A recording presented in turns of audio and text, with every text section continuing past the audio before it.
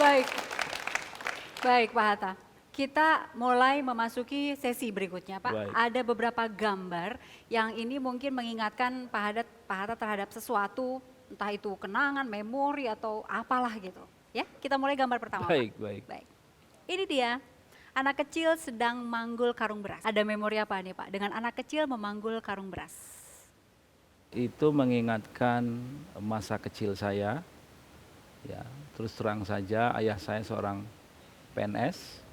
Setiap bulan saya harus mengambil beras. Jatah kami satu anak itu 10 kilo.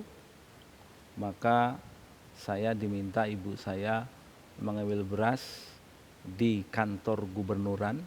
Saya masih kecil. Nah, berasnya dibawa.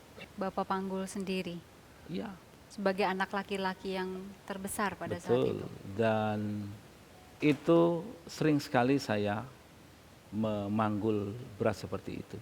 Kabarnya waktu Bapak akan berangkat untuk sekolah ke Bandung kuliah ya. Saya dikasih emas emak saya waktu mau kuliah ke Bandung.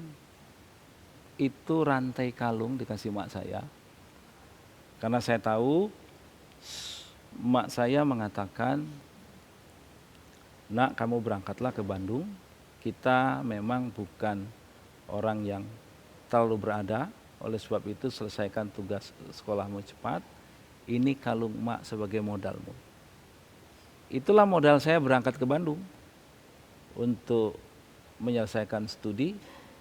Saya di Bandung berpindah-pindah tempat sering, sampai akhirnya saya punya seorang sahabat yang kemudian saya sama-sama tinggal lama di situ bersama sahabat saya di Bandung.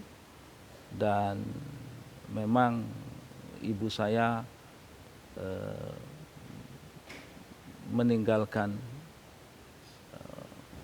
hartanya yang itu untuk bekal saya sekolah di Bandung. Diapakan itu Pak? Ya, Kalung dari ibu itu diapakan? untuk pertama untuk membayar uang SPP. Saya masih ingat uang SPP-nya itu 15.000 rupiah untuk 6 bulan. Jadi 1 tahun 30.000 rupiah di TB pada waktu itu. Uang itu cukup banyak pada masa itu. Jadi ya itu. Enggak ada perhiasan itu maka Bapak enggak sekolah, Enggak sekolah. enggak Pada menjadi waktu insinyur itu. perminyakan. Ya, barangkali berat sekali karena memang, dan setiap bulan saya dikirim ayah saya dengan gaji pegawai negerinya, camat 12.500 rupiah, pakai pos wesel. Pos wesel itu ada tulisannya selalu dituliskan, "Bapak dan emakmu serta adik-adikmu sehat-sehat saja, pergunakan uang ini sebaik-baiknya, apakah cukup?" Itu cukupnya hanya untuk 2 minggu, Mak. Tapi saya ini belum pernah mengatakan kepada emak dan bapak saya bahwa uang itu tidak cukup. Belum pernah. Saya selalu mengatakan uang itu cukup untuk 1 bulan. Kita langsung menuju ke gambar berikutnya ya. Ini dia Pak. Ada kenangan apa Bapak dengan Abuja ini Pak? Oke. Ada Abuja. Iya. Abuja ini juga satu peristiwa yang tidak akan pernah saya lupakan seumur hidup saya. Mbak Indi, saya sangat dekat sama ibu saya. Sangat dekat. Suatu waktu saya perjalanan mendampingi presiden ke Mekah. Setelah itu Bapak Presiden menugaskan saya untuk ke Abuja, mewakili negara dalam pertemuan negara-negara Islam G9.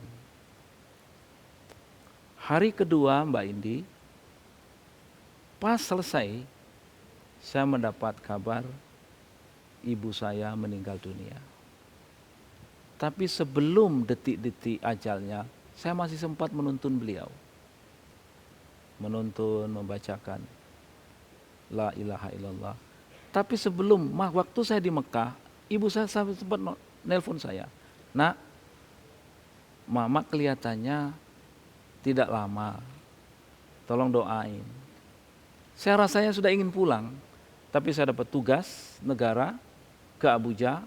Saya berangkat ke Abuja. Di Afrika, ibu saya meninggal. Saya berusaha mencari pesawat untuk pulang. Tidak mungkin, karena harus ke Eropa dulu. Lalu saya telepon keluarga saya, sudahlah saya ikhlas, kebumikan emak. Lalu saya selesai itu, saya sholat, saya meraung, menangis, itulah barangkali tangisan saya yang paling keras. Dan setelah itu saya berdoa, ya Allah Tuhanku, berikanlah kesempatan saya Tuhan, untuk mencium ibu saya, menyolatkan jenazahnya, membawanya ke liang lahat. Mbak Indi, peristiwa ini luar biasa. Tidak lama, sahabat saya, Wakil Perdana Menteri Malaysia, Tan Sri Muhyiddin, mengatakan, Pak Hatta saya mau pulang ke Malaysia malam ini. Loh, Tan Sri naik apa? Saya bawa pesawat jet. Saya boleh ikut nggak? Ayo. Saya tinggalkan semua barang saya ikut pesawat dia terbang sampai di Abu Dhabi, di Dubai, saya ganti pesawat, sampailah saya ke Jakarta. Alhamdulillah saya masih bisa ketemu ibu saya. Saya menciumnya ibu saya. Saya masih ingat ketika itu langsung saya doakan, ya ayyatuhan nafsun mutmainnah irji'i ila rabbiki radiyatan mardiyah fadkhuli fi ibadi wadkhuli jannati. Saya peluk, saya ini sholat, saya bawa langsung malam itu juga kita ke pemakaman Tanah Kusir, dimakamkan dengan tangan saya sendiri ke liang lahat. Alhamdulillah Allah masih memberikan kesempatan saya untuk berbakti terakhir kepada ibu saya. Jadi itulah peristiwa Abuja. Itu peristiwa Abuja, peristiwa yang luar biasa dalam penggalan hidup saya, Mbak. Baik. 2 kali saya berhutang nyawa dengan Pak Hatta. 2 kali.